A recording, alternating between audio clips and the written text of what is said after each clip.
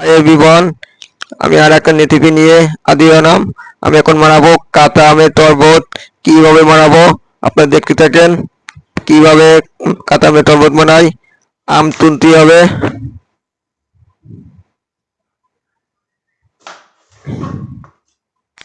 আম তোলার পরে ভালো করে ধুতে হবে।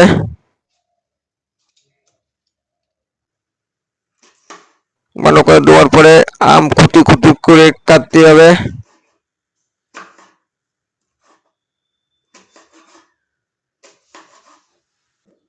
কাটার পরে বিরিন্দার জগের মধ্যে ডালতে হবে। কে কে কাঁচা আমের শরবত খাইতেন কমেন্টে জানাবেন। আর কে কোথা থেকে দেখতেছেন আমার ভিডিওটা তারাও কমেন্টে জানাবেন। এখন আমি দেবো ধনিয়ার পাতা।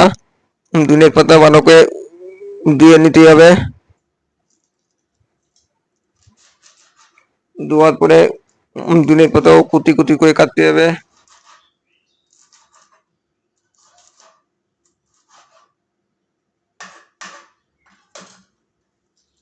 কাটার পরে ওই ধনিয়ার পাতা দিতে হবে আমের মধ্যে।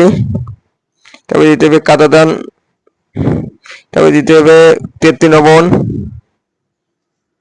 পরিমাণ মতন দিতে হবে। তারপরে দিতে হবে বিট লবণ পরিমাণ মতন, এমনি লবণ পরিমাণ মতন, তারপরে দিতে হবে চিনি পরিমাণ মতন।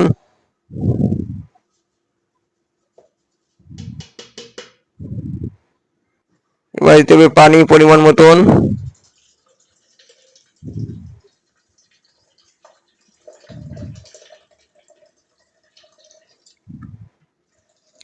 লেবুটাকে লেবু চিপে দিবেন। আমাকে লেবু তেল নামের দিনে এবং বিরিন্দারে বিরিন করতে হবে।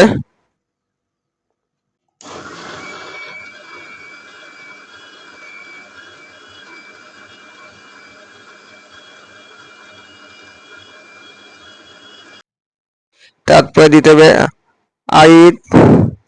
আইট দিলে কাটতে ভালো লাগবে, ঠান্ডা ঠান্ডা লাগবে গরমের দিনে, ওই জন্য আইট দিতে হবে। আইট দেওয়ার পরে বিরিন করতে হবে আবার।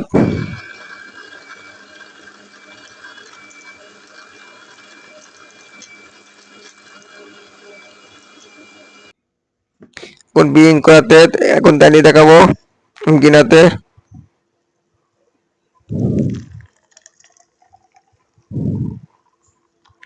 তারপরে আমার এক মামারে দেবো, একায়ে বনবে কেমন হইতে দেখা যাক দতের মধ্যে কত দেই আমার মামা।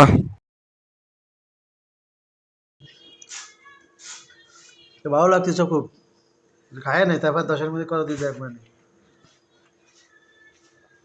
খুব স্বাদ লাগতেছে, 10-এর মধ্যে 10 দিয়ে দিলাম তোমার। এখন আমি খাইয়ে দেখাবো আমার কাছে কেমন লাগলো কাঁচা আমের শরবত। বিসমিল্লাহ। আমার কাছে কাছে খুব ভালো লাগলো। আপনারা চাইলে এই ফিনিক কাঁচা আমের শরবত এই গরমের দিনে বাড়ি তৈরি করে খেতে পারবেন। আমিও দতে দত দেব। আমার ভিডিও ভালো লাগে একটা টিয়ার একটা কমেন্ট একটা লাইক করে দেবেন। আর তবে ভালো থাকবেন সুস্থ থাকবেন, তোমাকে ধন্যবাদ।